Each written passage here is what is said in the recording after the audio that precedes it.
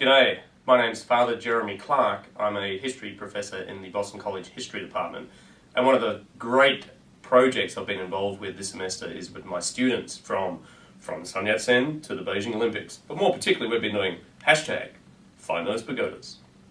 This was a project that I actually thought about over the summer of 2012-2013, July of 2013, of a former Jesuit orphanage called Tosave or Tushanwan. This orphanage was first built in 1860. During the course of the history of this orphanage, there was an art workshop, there were woodworking craft shops, there was metal work, there were candle making things, but more particularly it was a place of education and social welfare where these orphans were looked after, protected, and also given a skill. One of those skills was woodworking, as I said, and one of the projects they did in 1915 was create a whole number of wooden pagodas, replica pagodas. These replica pagodas were designed and built around real images of real pagodas that had been spread throughout China. Spread all throughout China. So these orphans, under the care of their the Jesuit brothers and other craftsmen, Chinese craftsmen, they designed these beautiful pagodas made out of wood predominantly, but also painted. And these were exhibited in 1915 at the San Francisco World Fair.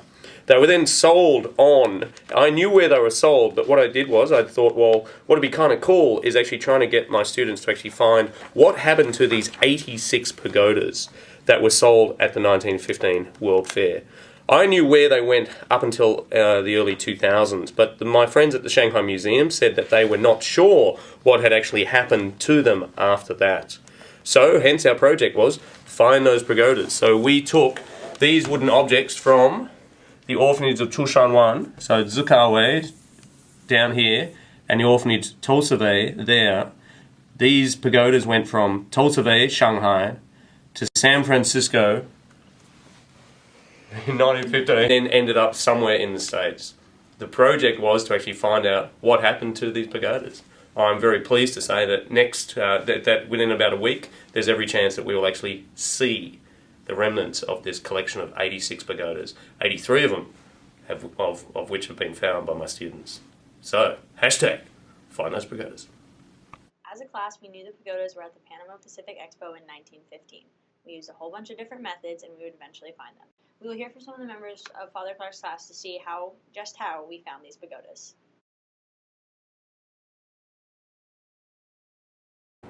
I said, I'm throwing down the gauntlet, right? I said, I bet I can find them using library resources only. He says, you're on. He says, but will you come to the class and talk about that? I said, I'd be honored.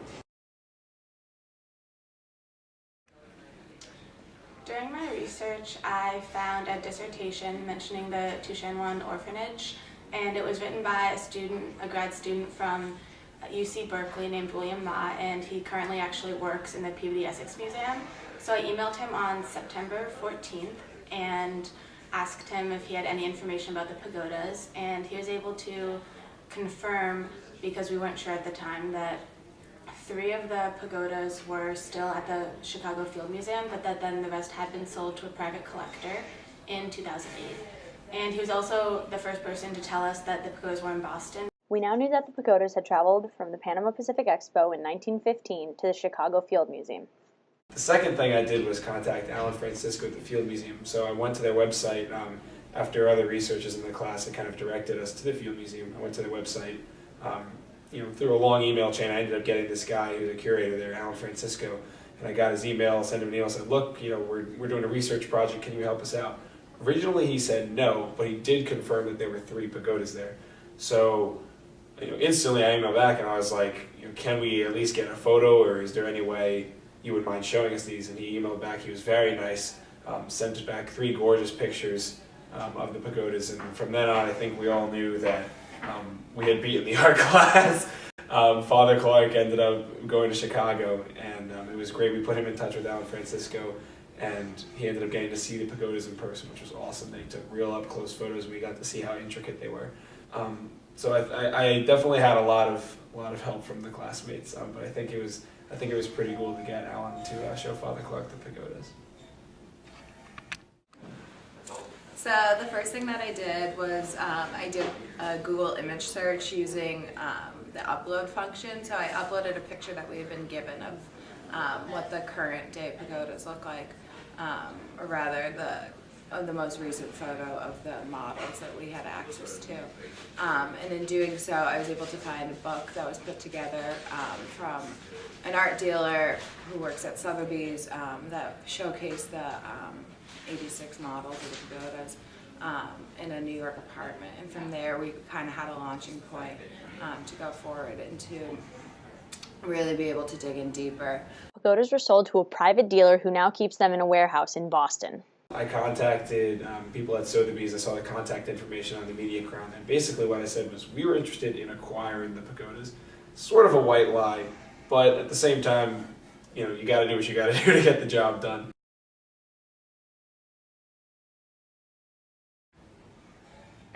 So my role at the Pagoda Project started after Maddie Walsh found this cool book on China, the model book of China's pagodas. It was compiled by the Sikh-Way Catholic Mission in Shanghai, and the book was actually like a pull-out accordion style that would accompany the pagodas on their trip to the, 1915 Panama World's Fair.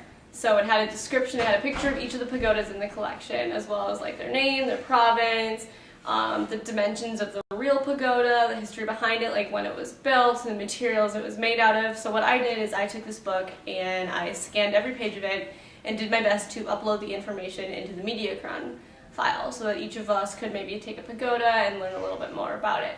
The MediaCron was good to archive what we had found. As can be seen, we successfully tracked down several of the pagodas and are still looking for others that the models were based off of.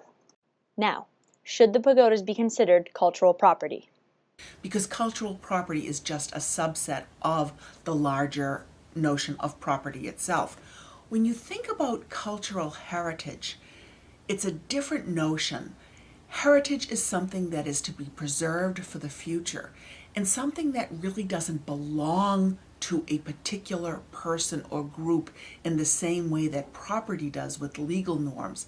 It's more that heritage is something that belongs to a people or a group because of the importance of it, and it adds to a cultural identity of a particular people. So for instance, these model pagodas would belong to where they're from, to this particular orphanage, because it told something about their past. And they belong in a way that sort of transcends the notion of property and who actually has title to them now. So in cultural heritage, the group holding the items are really holding them as stewards more than owners. And this experience of teamwork goes back to Father Clark's initiative to have his students be subjects and not objects of learning. So in a history elective, it's really cool to not sit there and take notes all day, but rather we were, meeting outside the classroom and talking to some really smart and interesting people. And it turns out with the power of 20 people, we actually got really far in the exercise, and Father Clark even went out to Chicago to go see some pagodas. So I think it was a really cool project, and I hope to do more stuff like this in the future. On Wednesday, December 18th, 2013, we as a class, along with Sheila Gallagher's art class, hope to be able to see these model pagodas that we have spent so long searching for.